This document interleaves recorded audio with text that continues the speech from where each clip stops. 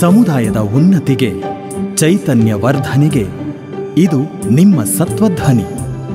ಇದು ನಿಮ್ಮ ಸತ್ವಧ್ವನಿ.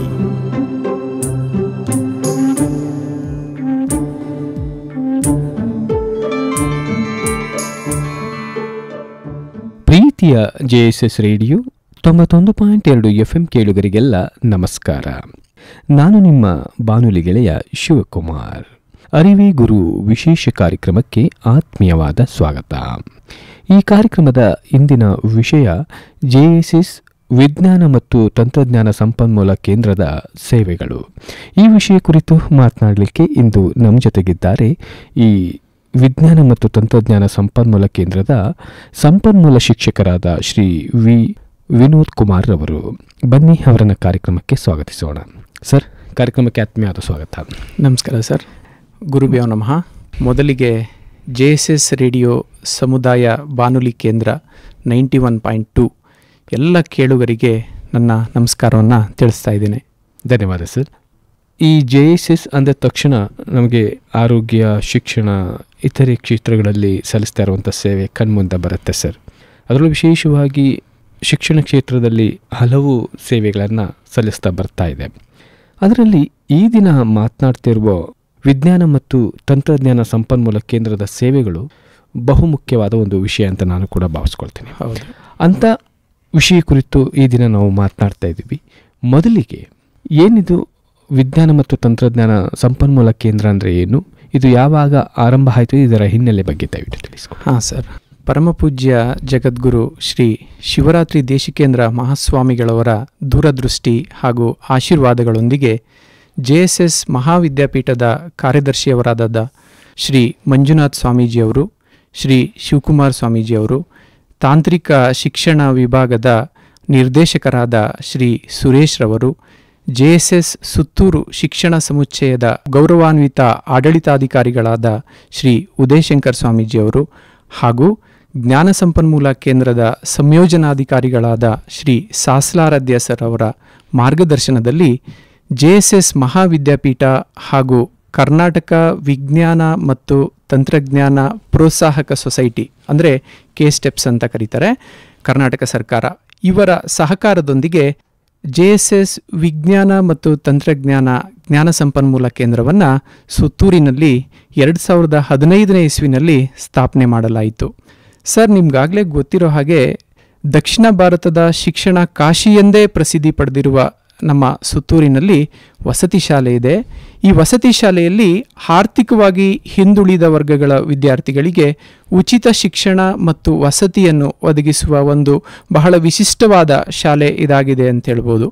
ಈ ಶಾಲೆ 2001 ಮತ್ತು 2002ನೇ ಸಾಲಿನಲ್ಲಿ doctor APJ Abdul Kalam sir ಅವರು, ಆ ಸಂದರ್ಭದಲ್ಲಿ ಅವರು ರಾಷ್ಟ್ರಪತಿ ಆಗಿರ್ತಾರೆ.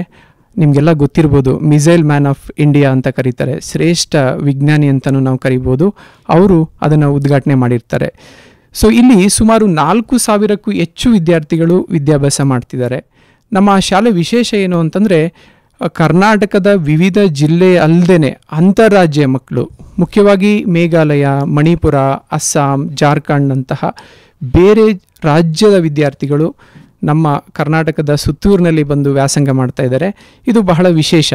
ಇಂತಹ ಒಂದು ಸುತ್ತೂರು ಶ್ರೀ ಕ್ಷೇತ್ರದಲ್ಲಿ ಈ ವಿಶಿಷ್ಟವಾದ ಜ್ಞಾನ ಸಂಪನ್ಮೂಲ ಕೇಂದ್ರ ಸ್ಥಾಪನೆಯಾಗಿರೋದು ಭವಿಷ್ಯದ ವಿಜ್ಞಾನ ಕ್ಷೇತ್ರಕ್ಕೆ ಒಂದು ಉತ್ತಮ ಮೈಲುಗಲ್ಲಾಗಿ ನಿಂತ್ಕೊಳ್ಳುತ್ತೆ ಅಂತ ನಾನಾದರೂ ಭಾವಿಸ್ತೇನೆ ಸರ್. ಭಾಳ ಸಂತೋಷ ಸರ್. ಈ ವಿಜ್ಞಾನ ಮತ್ತು ತಂತ್ರಜ್ಞಾನ ಸಂಪನ್ಮೂಲ ಕೇಂದ್ರ ಖಂಡಿತವಾಗಲೂ ನಮ್ಮ ಮಕ್ಕಳ ಹೊಸತನ ಆಲೋಚನೆಗಳಿಗೆ ಒಂದು ಪೂರಕವಾಗುತ್ತೆ ಅಂತ ಖಂಡಿತ ನಾವು ಭಾವಿಸ್ಕೊಳ್ಬೋದು. ಆದರೆ ಇದರ ಪ್ರಮುಖ ಉದ್ದೇಶ ಏನಿತ್ತು ತಾವು? ಹಾಂ ಸರ್, ನಮ್ಮ ಜ್ಞಾನ ಸಂಪನ್ಮೂಲ ಕೇಂದ್ರದ ಮುಖ್ಯ ಉದ್ದೇಶ ಹೇಳೋದಾದರೆ, ನೋಡಿ, ಈ ವಿಶ್ವದಲ್ಲಿ ಯಾವ ದೇಶ ವಿಜ್ಞಾನ ಕ್ಷೇತ್ರದಲ್ಲಿ ಬಹಳ ಮುಂದುವರೆದಿದೆಯೋ ಆ ದೇಶ ಆರ್ಥಿಕವಾಗಿ, ಸಾಮಾಜಿಕವಾಗಿ ಎಲ್ಲ ವಿಭಾಗದಲ್ಲೂ ಆ ದೇಶ ಬಲಿಷ್ಠವಾಗಿರುತ್ತೆ. ಉದಾಹರಣೆಗೆ ನಿಮಗೆ ಗೊತ್ತಿರ್ಬೋದು, ಈಗ ಜಪಾನ್ ಇರ್ಬೋದು, ರಷ್ಯಾ ಇರ್ಬೋದು, ಅಮೇರಿಕಾ ಇರ್ಬೋದು, ಚೈನಾ ಇರ್ಬೋದು, ಎಲ್ಲ ದೇಶಗಳು ವೈಜ್ಞಾನಿಕವಾಗಿ ಬಹಳ ಮುಂದೆ ಇದ್ದಾವೆ. ನಾವು ಅಭಿವೃದ್ಧಿ ಹಂತದಲ್ಲಿದ್ದೀವಿ, ಆ ದೇಶಗಳು ನಮಗಿಂತ ತುಂಬ ಒಂದು 30 ವರ್ಷ 40 ವರ್ಷ ಮುಂದೆ ಇದೆ. ಕಾರಣ ಏನು ಅಂದರೆ, ಆ ದೇಶದ ಜನರು ವೈಜ್ಞಾನಿಕವಾಗಿ ತಿಳುವಳಿಕೆಯಿಂದ ಹಿಡಿದು ಆವಿಷ್ಕಾರಗಳಿಂದ ಹಿಡಿದು ಪ್ರತಿ ಹಂತದಲ್ಲೂ ನಮಗಿಂತ ಮುಂದೆ ಇದ್ದಾರೆ. ಈ ಎಲ್ಲ ಅಂಶಗಳನ್ನು ನಾವು ಗಮನಿಸೋದಾದರೆ ನಮ್ಮ ದೇಶದಲ್ಲಿ ವಿಜ್ಞಾನ ಕ್ಷೇತ್ರದ ಬಗ್ಗೆ ವಿದ್ಯಾರ್ಥಿಗಳು, ಶಿಕ್ಷಕರು, ಸಾಮಾನ್ಯ ಜನರು ಆಸಕ್ತಿ ಮೂಡೋ ಹಾಗೆ ಮಾಡುವಂಥದ್ದು ಒಂದು ಮುಖ್ಯ ಉದ್ದೇಶ ಆಗಿದೆ. ಹಾಗಾಗಿ ಮೊದಲನೇದಾಗಿ ವಿದ್ಯಾರ್ಥಿಗಳಿಗೆ ವಿಜ್ಞಾನ ಮತ್ತು ತಂತ್ರಜ್ಞಾನದ ಕಡೆ ಆಸಕ್ತಿ ಮೂಡಿಸುವಂಥದ್ದು ಮೊದಲ ಉದ್ದೇಶ ಅಂತ ಹೇಳ್ಬೋದು. ವಿದ್ಯಾರ್ಥಿಗಳಿಗೆ ವಿಜ್ಞಾನದ ಕಡೆ ಅನ್ವೇಷಣಾ ಮನೋಭಾವವನ್ನು ಬೆಳೆಸಿ ವೃತ್ತಿಪರ ಅಭಿವೃದ್ಧಿಗೆ ಅಗತ್ಯವಾದ ಕೌಶಲ್ಯವನ್ನು ಅಭಿವೃದ್ಧಿಪಡಿಸುವಂಥದ್ದು, ವಿಜ್ಞಾನ ಮತ್ತು ವೈಜ್ಞಾನಿಕ ತಾರ್ಕಿಕತೆಯನ್ನು ಉತ್ತಮಪಡಿಸುವಂಥದ್ದು, ವಿಜ್ಞಾನ ಕೇಂದ್ರಗಳು ಮತ್ತು ಶಿಕ್ಷಣ ಸಂಸ್ಥೆಗಳೊಟ್ಟಿಗೆ ಕೈಗೆಟುಕುವ ದರದಲ್ಲಿ ನಾವು ವಿಜ್ಞಾನ ಕಿಟ್ಗಳನ್ನ ತಯಾರಿಸಿ ಆಯಾ ಶಾಲೆಗಳಿಗೆ, ಶಿಕ್ಷಣ ಸಂಸ್ಥೆಗಳಿಗೆ ನೀಡುವಂಥದ್ದು, ಮತ್ತು ರಾಜ್ಯ, ರಾಷ್ಟ್ರ, ಅಂತಾರಾಷ್ಟ್ರೀಯ ವಿಜ್ಞಾನ ಕೇಂದ್ರಗಳೊಂದಿಗೆ ಸಹಯೋಗವನ್ನು ಪಡೆದುಕೊಂಡು ನಾವು ಹೊಸ ಹೊಸ ಕಾರ್ಯಗಳನ್ನು ಕೈಗೊಳ್ಳುವಂಥದ್ದು, ಜೊತೆಗೆ ವರ್ಷಪೂರ್ತಿ ವಿಜ್ಞಾನ ಪುಷ್ಟೀಕರಣ ಕಾರ್ಯಕ್ರಮಗಳನ್ನ ಆಯೋಜಿಸುವಂಥದ್ದು. ಅಷ್ಟೇ ಅಲ್ಲದೆ ಜನರಿಗೆ ವಿಜ್ಞಾನದ ಅರಿವು, ಪವಾಡ ಬಯಲು ಕಾರ್ಯಕ್ರಮ, ಮೌಢ್ಯತೆ, ಕಂದಾಚಾರಗಳು, ಮೂಢನಂಬಿಕೆಗಳು ಯಾವುದಿದೆ ಅವುಗಳಿಂದ ಹೊರಗಡೆ ಬರೋದು ಹೇಗೆ ಅಂತ ತಿಳಿಸ್ಕೊಡೋವಂಥದ್ದು. ಹೀಗೆ ಹಲವಾರು ಕಾರ್ಯಕ್ರಮಗಳನ್ನು ನಾವು ಇಟ್ಕೊಂಡು ಜ್ಞಾನ ಸಂಪನ್ಮೂಲ ಕೇಂದ್ರವನ್ನು ಮುನ್ನಡೆಸ್ತಾ ಹೋಗ್ತಾ ಇದ್ದೇವೆ. ಅಲ್ಲ, ಈ ಸಂಪನ್ಮೂಲ ಕೇಂದ್ರದ ಉದ್ದೇಶ ಮತ್ತು ಅದರ ಮಹತ್ವದ ಕುರಿತು ತಾವು ನಮ್ಮ ವಿದ್ಯಾರ್ಥಿಗಳಿಗೆ ಅರ್ಥವಾಗೋ ರೀತಿಯಲ್ಲಿ ತಿಳಿಸ್ಕೊಟ್ಟಿದ್ದೀರಿ. ಹಾಂ ಸರ್. ಆದರೆ ಈ ಸೇವಾ ಸೌಲಭ್ಯ ಕೇವಲ ನಮ್ಮ ಸುತ್ತೂರಿನ ಶಾಲಾ ಮಕ್ಕಳಿಗೆ ಇರುತ್ತಾ ಅಥವಾ ಬೇರೆ ವಿದ್ಯಾರ್ಥಿಗಳು ಇದರ ಸದುಪಯೋಗವನ್ನು ಪಡಿಸ್ಕೊಳ್ಳೋದಾದರೆ ಏನೆಲ್ಲ ಸೌಲಭ್ಯಗಳು ಇಲ್ಲಿ ಅವರಿಗೆ ಸಿಗುತ್ತೆ? ಸರಿ, ಖಂಡಿತ ಒಳ್ಳೆ ಪ್ರಶ್ನೆ ಸರ್. ಇದು ಕೇವಲ ನಮ್ಮ ಸುತ್ತೂರಿನ ಶಾಲಾ ವಿದ್ಯಾರ್ಥಿಗಳಿಗಷ್ಟೇ ಅಲ್ಲ, ಇದು ಓವರಾಲ್ ಭಾರತದಾದ್ಯಂತ ಯಾವುದೇ ರಾಜ್ಯದ ವಿದ್ಯಾರ್ಥಿಗಳು, ಯಾವುದೇ ಜಿಲ್ಲೆಯ ವಿದ್ಯಾರ್ಥಿಗಳು ನಮ್ಮ ಒಂದು ಕೇಂದ್ರಕ್ಕೆ ಭೇಟಿ ನೀಡಬಹುದು. ಬಹಳ ಅತ್ಯದ್ಭುತವಾದ ಕೇಂದ್ರ ಅಂತ ನಾನು ಹೇಳಕ್ಕೆ ಭಾವಿಸ್ತೇನೆ. ಮೊದಲನೇದಾಗಿ ನಮ್ಮ ಕೇಂದ್ರಕ್ಕೆ ಭೇಟಿ ನೀಡಿದಾಗ ಏನೆಲ್ಲ ನೋಡ್ಬೋದಪ್ಪ ಅಂತಂದರೆ, ನೋಡಿ, ನಮ್ಮಲ್ಲಿ 5 ರೀತಿಯ ವೀಕ್ಷಣಾ ಕೇಂದ್ರವನ್ನು ವಿದ್ಯಾರ್ಥಿಗಳು ಕಣ್ತುಂಬ್ಕೋಬೋದು ಅಂತ ಹೇಳ್ಬೋದು. ಮೊದಲನೇದಾಗಿ ಒಳಾಂಗಣ ವಿಜ್ಞಾನ ಗ್ಯಾಲರಿ ಅಥವಾ ಇದನ್ನು ಫನ್ ಸೈನ್ಸ್ ಗ್ಯಾಲರಿ ಅಂತಲೂ ಕರಿತೀವಿ, ವಿನೋದ ವಿಜ್ಞಾನದ ಗ್ಯಾಲರಿ ಅಂತಲೂ ಹೇಳ್ಬೋದು. ಎರಡನೇದು ಹೊರಾಂಗಣ ಉದ್ಯಾನವನ ಸೈನ್ಸ್ ಪಾರ್ಕ್ ಅಂತ ಇದೆ. ಮೂರನೇದಾಗಿ ಬಾಹ್ಯಾಕಾಶ ವಿಜ್ಞಾನ ಗ್ಯಾಲರಿ ಇದೆ, ಅಂದರೆ ಸ್ಪೇಸ್ ಸೈನ್ಸ್ ಗ್ಯಾಲರಿ ಅಂತ ಕರಿತೀವಿ ಇದನ್ನು. ನಾಲ್ಕನೇದಾಗಿ ಸಂಚಾರಿ ವಿಜ್ಞಾನ ಪ್ರಯೋಗಾಲಯ, ಅಂದರೆ ಸೈನ್ಸ್ ಆನ್ ವೀಲ್ಸ್ ಅಂತ ಹೇಳ್ಬೋದು, ಇದೊಂದಿದೆ. ಐದನೇದಾಗಿ ವಿಜ್ಞಾನ ಮಾದರಿ ತಯಾರಿಕಾ ಕೇಂದ್ರ, ಮಾಡೆಲ್ ಮೇಕಿಂಗ್ ಸೆಂಟರ್. ಒಟ್ಟು 5 ವಿಧದ ವೀಕ್ಷಣಾ ಕೇಂದ್ರವನ್ನು ವಿದ್ಯಾರ್ಥಿಗಳು ಅಥವಾ ಶಿಕ್ಷಕರು ಕಣ್ತುಂಬಿಸ್ಕೋಬೋದು ನಮ್ಮ ಒಂದು ಕೇಂದ್ರದಲ್ಲಿ. ಮೊದಲನೇದಾಗಿ ನಾನು ಒಳಾಂಗಣ ವಿಜ್ಞಾನ ಗ್ಯಾಲರಿ ಅಥವಾ ಫನ್ ಸೈನ್ಸ್ ಗ್ಯಾಲರಿನಲ್ಲಿ ಏನು ನೋಡ್ಬೋದಪ್ಪ ಅಂತಂದರೆ, ನೋಡಿ, ಪ್ರೌಢಶಾಲೆ ಮತ್ತು ಕಾಲೇಜು ವಿದ್ಯಾರ್ಥಿಗಳು ತರಗತಿ ಕೋಣೆ ಒಳಗಡೆ ವಿಜ್ಞಾನ ಪಠ್ಯವಸ್ತುವನ್ನು ಸಾಮಾನ್ಯವಾಗಿ ಮೌಖಿಕವಾಗಿ ಅಭ್ಯಾಸ ಮಾಡಿರ್ತಾರೆ. ಉದಾಹರಣೆಗೆ ಭೌತಶಾಸ್ತ್ರ, ರಸಾಯನಶಾಸ್ತ್ರ, ಜೀವಶಾಸ್ತ್ರದಲ್ಲಿ ಗಣಿತ ವಿಷಯ ಇರ್ಬೋದು. ಅದೆಷ್ಟೋ ವಿಷಯಗಳು, ನಿಯಮಗಳು, ವಿವರಣೆಗಳನ್ನು ಕೇವಲ ಮೌಖಿಕವಾಗಿ ಅಭ್ಯಾಸ ಮಾಡಿರ್ತಾರೆ. ಅವುಗಳನ್ನು ಪ್ರಾಕ್ಟಿಕಲ್ ಆಗಿ, ಪ್ರಾಯೋಗಿಕವಾಗಿ ಮಕ್ಕಳು ಫೀಲ್ ಮಾಡಬೇಕು ಅಂತಂದರೆ ನಮ್ಮ ಸೆಂಟ್ರಲ್ಲಿ ಭಾಳ ಅತ್ಯದ್ಭುತವಾದ ಮಾದರಿಗಳೊಂದಿಗೆ ಅವರು ಅದನ್ನು ಫೀಲ್ ಮಾಡ್ಬೋದು. ನೋಡಿ, ಎಷ್ಟೋ ಗ್ರಾಮೀಣ ಮತ್ತು ಅರೆನಗರ ಶಾಲೆಗಳಲ್ಲಿ ಈ ಪ್ರಯೋಗಶಾಲೆ ವ್ಯವಸ್ಥೆನೇ ಇರೋದಿಲ್ಲ. 90% ಶಾಲೆಗಳಲ್ಲಿ ಆ ವ್ಯವಸ್ಥೆ ಇರೋದೇ ಇಲ್ಲ ಅಂತ ಹೇಳ್ಬೋದು.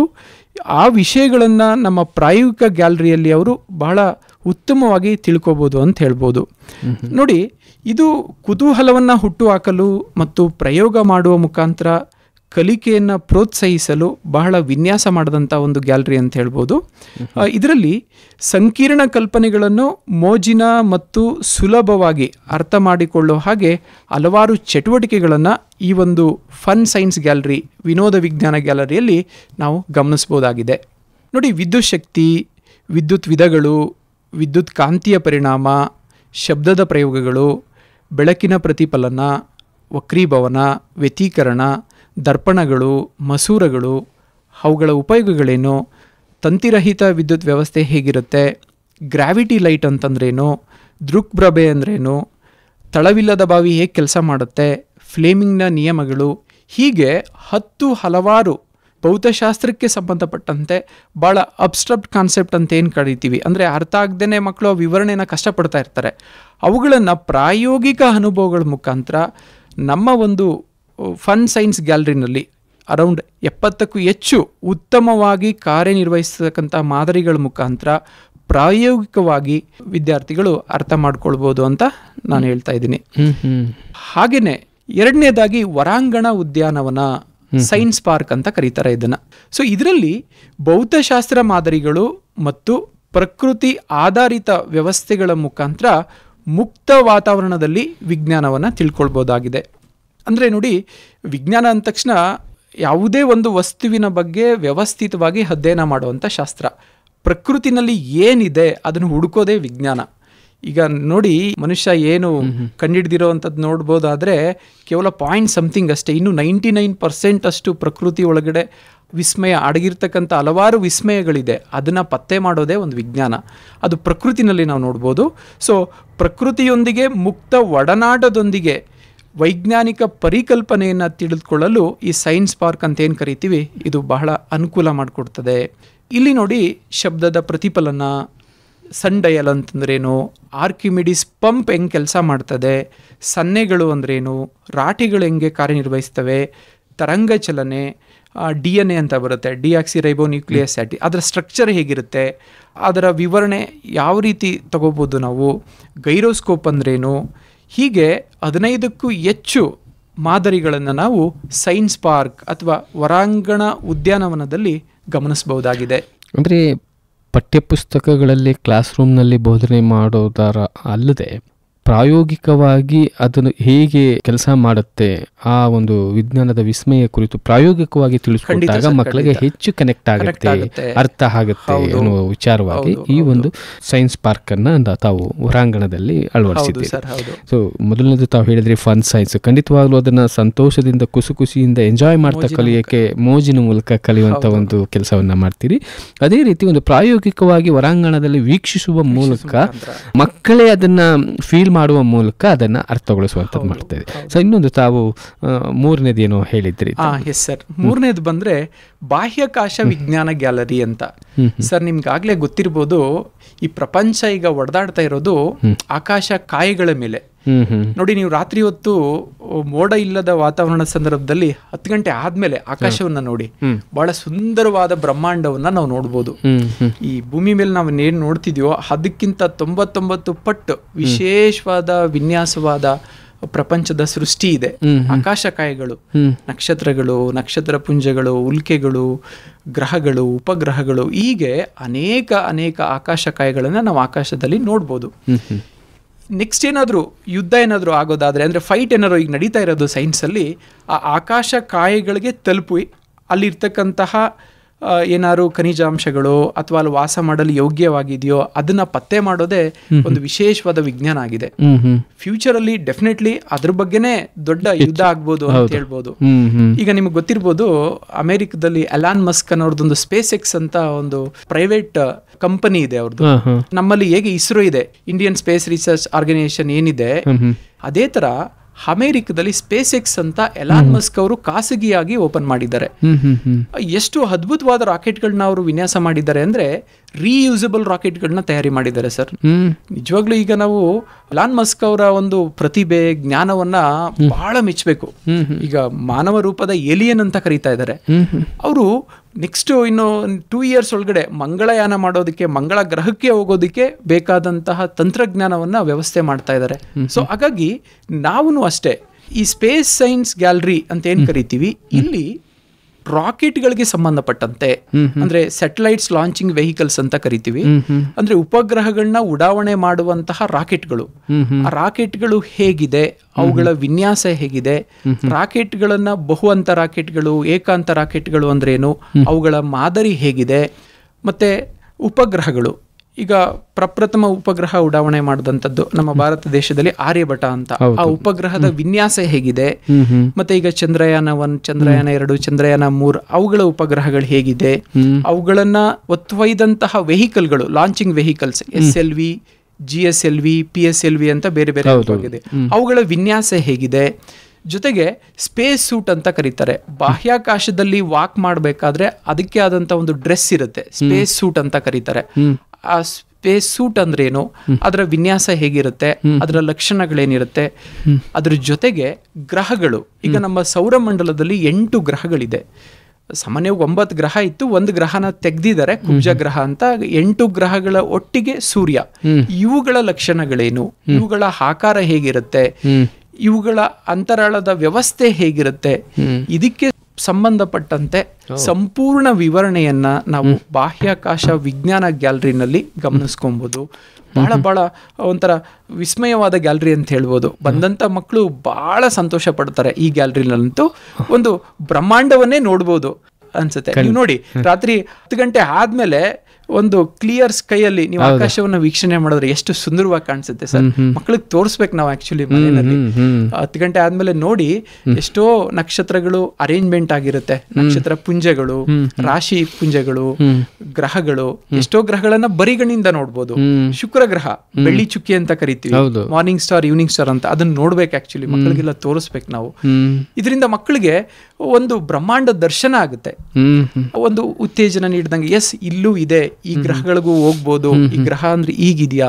ಸೊ ಇಂತಹ ಮಾಹಿತಿಯನ್ನ ಮಕ್ಕಳು ನಮ್ಮ ಬಾಹ್ಯಾಕಾಶ ವಿಜ್ಞಾನ ಗ್ಯಾಲರಿನಲ್ಲಿ ಪಡೆದುಕೊಳ್ಬಹುದು. ಅಲ್ಲ, ಖಂಡಿತ ಇದು ಬಹಳ ಮುಖ್ಯ. ಮಕ್ಕಳು ಈಗ ಇತ್ತೀಚೆಗೆ ಇನೋವೇಷನ್ ಅಥವಾ ಅವರ ಹೊಸತನವನ್ನ ಅಳವಡಿಸ್ಕೊಳ್ಳಿಕ್ಕೆ, ಕ್ರಿಯೇಟಿವಿಟಿನ ತೋರಿಸ್ಲಿಕ್ಕೆ ಇಂತಹ ಒಂದು ಅವಕಾಶಗಳು ಬೇಕು. ಮಕ್ಕಳಲ್ಲಿ ಒಳಗಡೆ ಇರುವಂತಹ ಎಷ್ಟೋ ಕ್ರಿಯೇಟಿವಿಟಿ ಹೊರಗಡೆ ಬರುತ್ತೆ. ಸೊ ಅಂತ ಬಾಲ್ಯದ ಹಂತದಲ್ಲೇ ಮಕ್ಕಳನ್ನ ಆ ನಿಟ್ಟಿನಲ್ಲಿ ಬೆಳೆಸೋ ಪ್ರಯತ್ನ ಪೇರೆಂಟ್ಸ್ಗಳು ಮಾಡಬೇಕು. ಬಹಳ ಮುಖ್ಯ. ಹಿಂದೆ ಚಂದ್ರನ ತೋರಿಸ್ಬಿಟ್ಟು ಊಟ ಮಾಡಿಸ್ತಾ ಇದ್ರು, ಎಲ್ಲಿ ಸರ್ ಮೊಬೈಲ್ ತೋರಿಸಿ ಊಟ ಮಾಡಿಸ್ತಾ ಇದೀವಿ.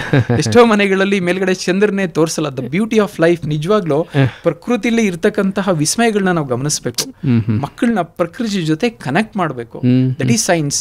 ಆವಾಗ ಅದರ ಬ್ಯೂಟಿನೇ ಬೇರೆ. ಮಗು ಅದ್ರ ಬಗ್ಗೆ ಒಂದು ಕುತೂಹಲ ಪಡುತ್ತೆ. ಅದ್ರ ಬಗ್ಗೆ ನೆಕ್ಸ್ಟ್ ಎಜುಕೇಶನ್ಗೆ ಬಂದಾಗ, ಎಸ್ ನಮ್ಮಮ್ಮ ತೋರಿಸಿದ್ರು, ಏನೋ ಇದೆ, ಓದ್ಬೇಕು ಅನ್ನೋ ಒಂದು ಕುತೂಹಲ ಮಗುನಲ್ಲಿ ಹುಟ್ಟುತ್ತೆ.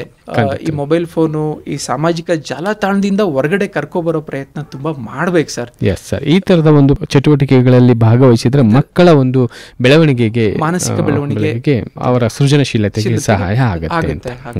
ಎಸ್ ಸರ್, ತಾವು ಒಂದು ಫನ್ ಫೇರ್ ಬಗ್ಗೆ ಹೇಳಿದ್ರಿ, ಹೊರಾಂಗಣ ಉದ್ಯಾನದ ಬಗ್ಗೆ ಹೇಳಿದ್ರಿ, ಬಾಹ್ಯಾಕಾಶ ವಿಜ್ಞಾನ ಗ್ಯಾಲರಿ ಬಗ್ಗೆ ಹೇಳಿದ್ರಿ. ಸೊ 4 ಮತ್ತು 5ನೇ ಸೇವೆಗಳು ಏನೆಲ್ಲ ಇದೆ ಇಲ್ಲಿ? 4ನೇದು ಬಂದ್ರೆ ಸರ್, ಸಂಚಾರಿ ವಿಜ್ಞಾನ ಪ್ರಯೋಗಾಲಯ. ಸೊ ಇದ್ರ ಜೊತೆ ಇನ್ನೊಂದು ಸೇರ್ಸಕ್ ಇಷ್ಟಪಡ್ತೀನಿ. ನಮ್ಮ ಬಾಹ್ಯಾಕಾಶ ಗ್ಯಾಲರಿನಲ್ಲಿ ಈ ಮುಂದಿನ ಪೀಳಿಗೆಯ ವಿಜ್ಞಾನಿಗಳು, ಇಂಜಿನಿಯರ್ಗಳು, ಗಗನಯಾತ್ರಿಗಳು, ಅಂದ್ರೆ science, technology, engineering and mathematics, stem ಅಂತ ಕರಿತೀವಿ ಶಾರ್ಟ್ ಫಾರ್ಮ್ ಅಲ್ಲಿ.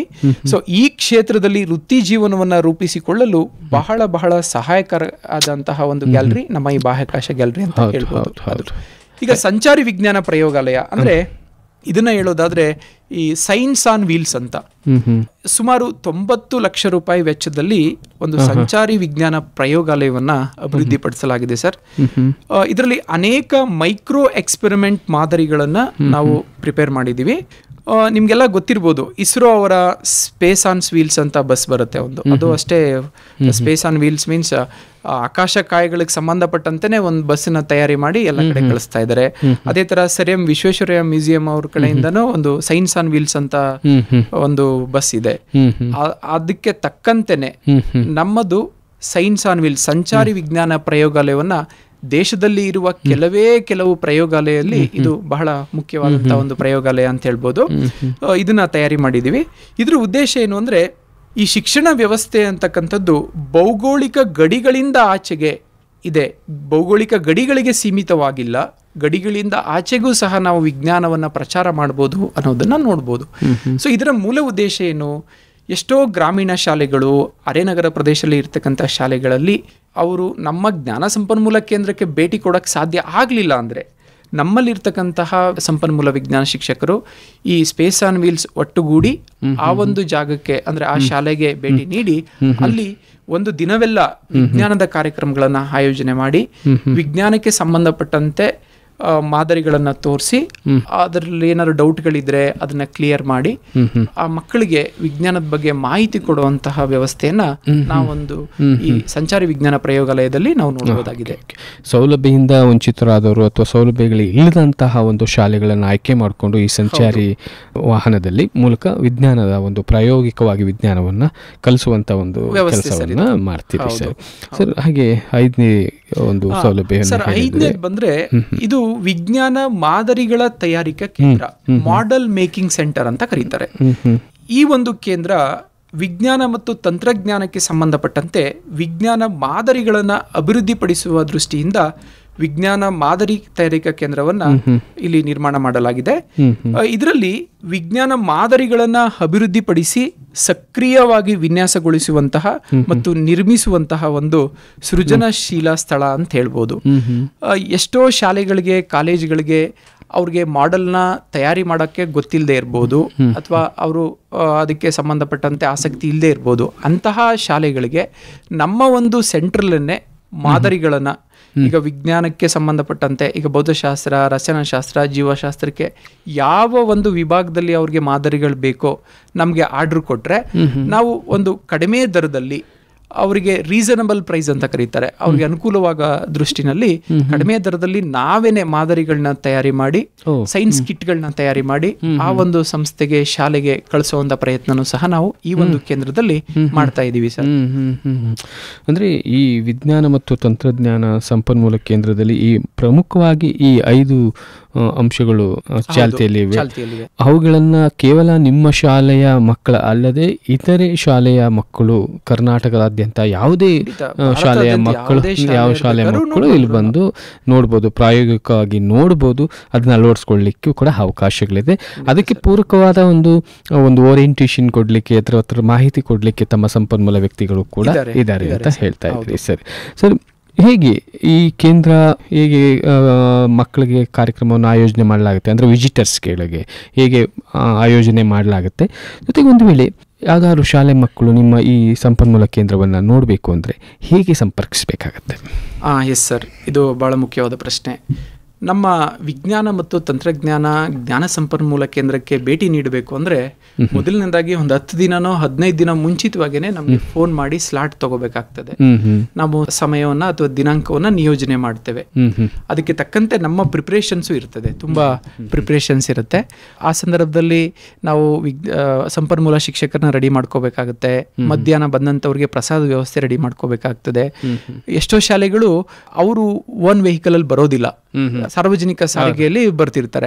ಆ ಜಾಗಕ್ಕೆ ನಮ್ಮ ವೆಹಿಕಲ್ನು ಕಳಿಸುವಂತ ಒಂದು ವ್ಯವಸ್ಥೆ, ಒಂದು ಲಿಮಿಟ್ಸ್, 5 ಕಿಲೋಮೀಟರ್ ಡಿಸ್ಟೆನ್ಸ್ ನಮ್ಮ ವೆಹಿಕಲ್ ನ ಕಳಿಸಿ ಅವ್ರನ್ನ ಕರ್ಕೊಂಡ್ಬರೋದು, ನೆಕ್ಸ್ಟ್ ಆ ಜಾಗಕ್ಕೆ ಕರ್ಕೊಂಡು ಹೋಗ್ಬಿಡೋ ಆ ವ್ಯವಸ್ಥೆನೂ ಇದೆ. ಮೊದಲನೇದಾಗಿ ಬರಬೇಕಾಗಿರೋಂಥವ್ರು ನಮ್ಮ ಫೋನ್ ನಂಬರ್, ನಮ್ಮ ಸಂಸ್ಥೆಯ ಫೋನ್ ನಂಬರ್ ಇದೆ, ಅಲ್ಲಿಗೆ ಫೋನ್ ಮಾಡಿ ಸ್ಲಾಟ್ ತಗೋಬೇಕು. 10 ದಿನ 15 ದಿನ ಅಂತಾನೆ ಮುಂಚಿತನೆ ಸ್ಲಾಟ್ ತಗೋಬೇಕು. ಸೊ ಬಂದಂತಹ ವಿದ್ಯಾರ್ಥಿಗಳು ನೋಡಿ, ನಾವು ಕೊಡುವಂಥದ್ದು ಸ್ಲಾಟ್ ಅಲ್ಲಿ ಮ್ಯಾಕ್ಸಿಮಮ್ 50 ವಿದ್ಯಾರ್ಥಿಗಳು, ಅತಿ ಹೆಚ್ಚು ಅಂದ್ರೆ 50 ವಿದ್ಯಾರ್ಥಿಗಳಿಗೆ ಅಷ್ಟೇ ಒನ್ ಟೈಮಲ್ಲಿ ಕೊಡುವಂಥದ್ದು. ಜಾಸ್ತಿ ವಿದ್ಯಾರ್ಥಿಗಳು ಬಂದ್ರೆ ಅಲ್ಲಿ ನೀಟಾಗಿ ನೋಡ್ಲಿಕ್ಕೆ ಆಗಲ್ಲ, ವಿವರಣೆಗಳನ್ನ ಸರಿಯಾಗಿ ಕೇಳಲಿಕ್ಕಾಗಲ್ಲ.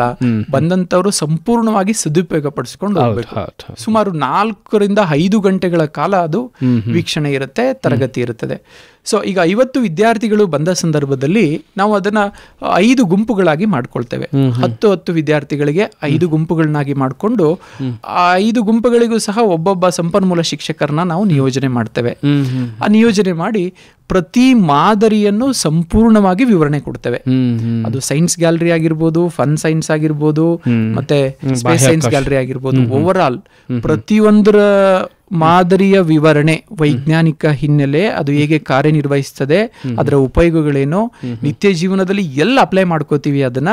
ಇನ್ ಕೇಸ್ ಆ ಹುಡುಗ ಏನಾದ್ರು ಮಾಡಬೇಕು, ಯಾವ್ದಾರ ಸೈನ್ಸ್ ಪ್ರೋಗ್ರಾಮ್ಗೆ ನಾನು ಪ್ರೆಸೆಂಟ್ ಮಾಡಬೇಕು ಅಂತ ಕಂಡು ಬಂದಾಗ ಅದಕ್ಕೆ ಸಂಬಂಧಪಟ್ಟಂತೆ ಸಂಪೂರ್ಣ ವಿವರಣೆಯನ್ನ ನಮ್ಮ ಶಿಕ್ಷಕರು ಕೊಡ್ತಾರೆ. ಒಂದು ಹಾಗಾಗಿ 50 ವಿದ್ಯಾರ್ಥಿಗಳಿಗೆ ನಾವು ಅದನ್ನ ಲಿಮಿಟ್ ಮಾಡಿದೀವಿ. 10 ವಿದ್ಯಾರ್ಥಿಗಳ ಗುಂಪು ಮಾಡಿಕೊಂಡು ಅದು ಎಕ್ಸ್ಪ್ಲನೇಷನ್ ನಮ್ಮ ಶಿಕ್ಷಕರು ಮಾಡ್ತಾರೆ. ಸರಿ, ಇಲ್ಲಿ ಬಂದಂತ ವಿದ್ಯಾರ್ಥಿಗಳಿಗೆ 2 ಸೆಷನ್ ನಾವು ಆಯೋಜನೆ ಮಾಡ್ತೇವೆ. ಮೊದಲನೇ ಸೆಷನ್ ಏನಪ್ಪಾ ಅಂದ್ರೆ ಮಾದರಿಗಳನ್ನ ನೋಡೋ ಅಂಥದ್ದು. ಪ್ರತಿ ವಿದ್ಯಾರ್ಥಿಯು ಆ ಗುಂಪಿನಲ್ಲಿ ಮಾದರಿಗಳನ್ನ ನೋಡಿ ಮಾದರಿಗಳನ್ನ ಕಣ್ ತುಂಬಿಕೊಂಡು ಅಲ್ಲಿ ಇರ್ತಕ್ಕಂಥ ಡೌಟ್ಗಳನ್ನ ಕ್ಲಿಯರ್ ಮಾಡ್ಕೊಳ್ಳೋದು ಒಂದು. ಅದು ಸೆಷನ್ 1. ಆ ಸೆಷನ್ ಅರೌಂಡ್ 2.5-3 ಗಂಟೆ ಆಗುತ್ತೆ, 3 ಅವರ್ಸ್ ಬೇಕದು. ಆ ಸೆಷನ್ ಮುಗಿದ್ಮೇಲೆ 2ನೇ ಸೆಷನ್ ಅನ್ನು ನಾವು ಆಯೋಜಿಸ್ತೇವೆ. ಆ 2ನೇ ಸೆಷನ್ ಮುಖ್ಯವಾಗಿ ವಿದ್ಯಾರ್ಥಿಗಳಿಗೆ ಬುದ್ಧಿಶಕ್ತಿ ಅಭಿವೃದ್ಧಿ ಕಾರ್ಯಕ್ರಮ. ಅಂದ್ರೆ ಮೆಂಟಲ್ IQ ಲೆವೆಲ್ನ ಹೇಗೆ ಇನ್ಕ್ರೀಸ್ ಮಾಡ್ಕೊಳ್ಳೋದು. ನಿಮ್ಗೆ ಗೊತ್ತಿರ್ಬೋದು, ಈ ಪ್ರಪಂಚನ ಹಾಳ ಅಂತವ್ರು ಬುದ್ಧಿವಂತರು. ಈ ಬುದ್ಧಿಶಕ್ತಿಗೆ ಇರ್ತಕ್ಕಂಥ ಒಂದು ಶಕ್ತಿ ಇನ್ ಯಾವುದಕ್ಕೂ ಇಲ್ಲ ಅಂತ ಹೇಳ್ಬೋದು. ಮೈಂಡ್ ಪವರ್ ಇದೆಯಲ್ಲ sir, that's very important.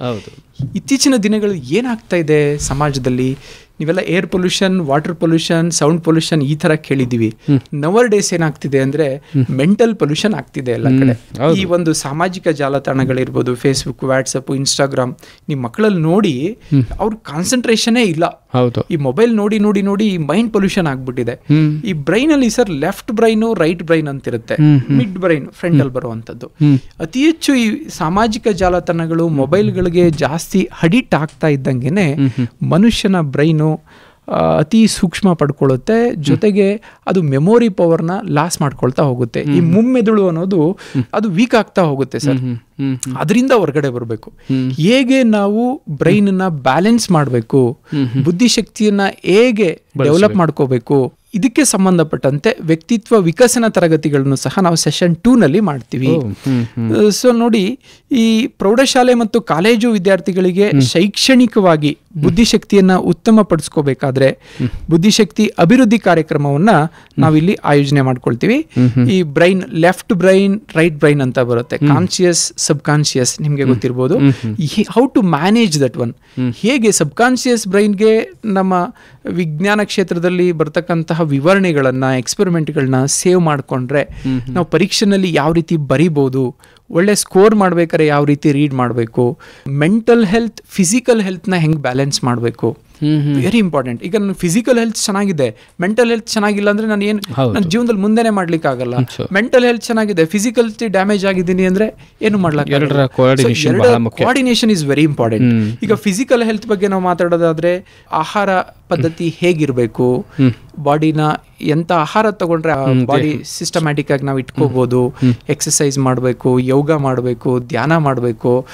Early morning ನೀವು ಬೆಳಿಗ್ಗೆ 4:15 ಈ ಬ್ರಾಹ್ಮಿ ಮುಹೂರ್ತ ಅಂತ ಕರೀತಾರೆ, ಆ ಸಂದರ್ಭದಲ್ಲಿ ಅಧ್ಯಯನ ಮಾಡೋದು ಹೇಗೆ, ಆ ಸಂದರ್ಭದಲ್ಲಿ ನಾವು ಅಧ್ಯಯನ ಮಾಡೋದ್ರಿಂದ ಹೇಗೆ ನಮ್ಮ ಬ್ರೈನ್ ಪವರ್ನ ಇನ್ಕ್ರೀಸ್ ಮಾಡ್ಕೊಬಹುದು. ಸರ್ ಸೈನ್ಸ್ ಅಲ್ಲಿ ಸಮ್ ಕಾಸ್ಮಿಕ್ ಎನರ್ಜಿ ಹೇಳುತ್ತೆ ಸರ್.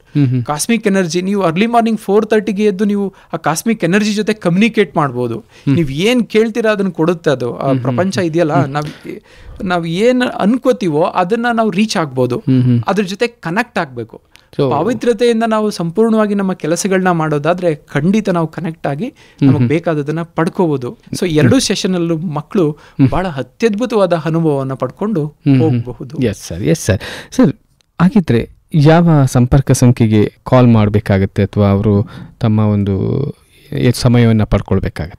ಸರ್ ಕಾಂಟ್ಯಾಕ್ಟ್ ಫೋನ್ ನಂಬರ್ನ ನಾವು ಕೊಡೋದಾದ್ರೆ 9686677234 9686677234. ಸಂಯೋಜನಾಧಿಕಾರಿಗಳು ಇವ್ರಿಗೆ ತಿಳಿಸ್ಬೋದು, ಅವರು ಸ್ಲಾಟ್ ಅಲಾಟ್ ಮಾಡ್ತಾರೆ. ಜೊತೆಗೆ ನಮ್ಮ ನಂಬರ್ ಇದೆ 8618474631. ಈ ನಂಬರ್ಗಳಿಗೆ ನೀವು ಕರೆ ಮಾಡಿದ್ರೆ ನಾವು ಸ್ಲಾಟ್ನ ಅಲಾಟ್ ಮಾಡ್ತೇವೆ. ಅಂದ್ರೆ ನೀವು ಫೋನ್ ಮಾಡ್ಬೇಕಾದ್ರೆ ನಮಗೆ ಒಂದು ವಾರದ ಹಿಂದೆನೆ ಫೋನ್ ಮಾಡಬೇಕು. ಈಗೆಲ್ಲ ಸ್ಲಾಟ್ ಬುಕ್ ಆಗ್ಬಿಟ್ಟಿರುತ್ತೆ.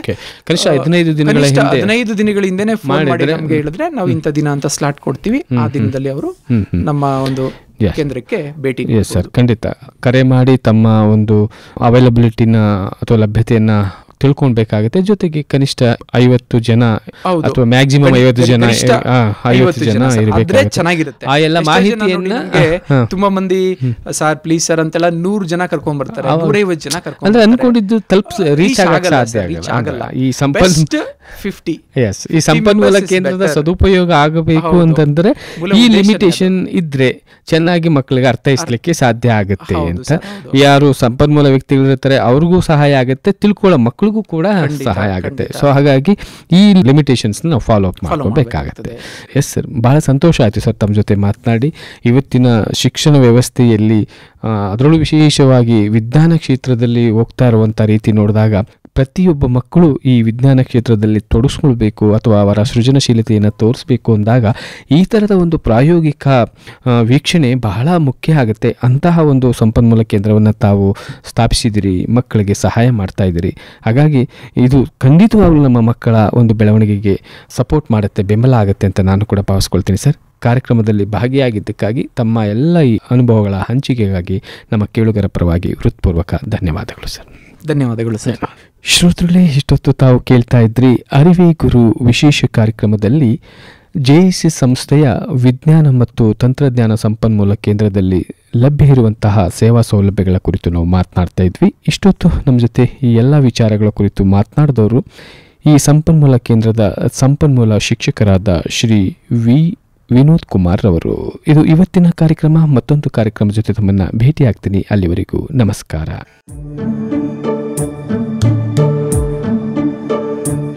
ಸಮುದಾಯದ ಉನ್ನತಿಗೆ, ಚೈತನ್ಯ ವರ್ಧನೆಗೆ ಇದು ನಿಮ್ಮ ಸತ್ವಧ್ವನಿ. ಇದು ನಿಮ್ಮ ಸತ್ವಧ್ವನಿ.